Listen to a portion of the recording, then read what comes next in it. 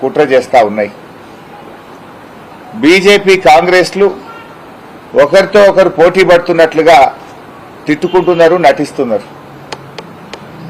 వాస్తవానికి రెండు పార్టీలు మ్యాచ్ ఫిక్సింగ్ చేసుకున్నాయి. రెండు పార్టీల మధ్య ఒప్పందం ఏంటంటే బీఆర్ఎస్ పార్టీని లేకుండా చేయాలి.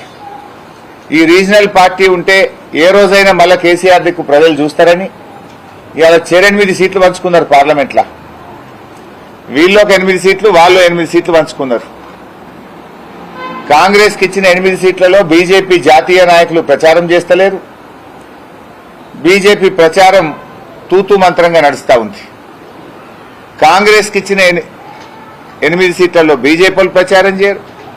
బీజేపీకి ఉన్న 8 సీట్లలో కాంగ్రెస్ వీక్ క్యాండిడేట్లను పెట్టి, బలహీనమైన అభ్యర్థులను పెట్టి నామమాత్రమైన ప్రచారాన్ని కాంగ్రెస్ పార్టీ చేస్తూ ఉంది. కాంగ్రెస్ గెలవాలనుకున్న చోట బీజేపీ డమ్మీ అభ్యర్థులను పెట్టింది. బీజేపీ గెలవాలనుకున్న చోట కాంగ్రెస్ పార్టీ డమ్మీ అభ్యర్థులను పెట్టింది.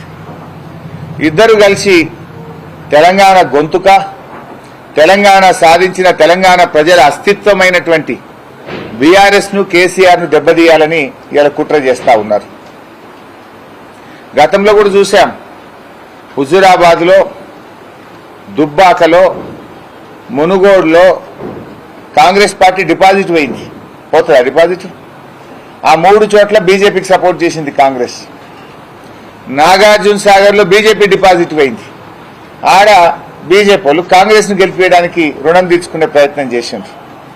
అంటే గతంలో ఉప ఎన్నికల సమయాల్లో కూడా కాంగ్రెస్ బీజేపీలు మ్యాచ్ ఫిక్సింగ్ పాల్పడడం వల్ల వాళ్ళ డిపాజిట్లు పోయినాయి. 3 జాగాల కాంగ్రెస్ డిపాజిట్ పోయింది, 1 జాగాలో బీజేపీ డిపాజిట్ పోయింది. అట్లా పోతాయా?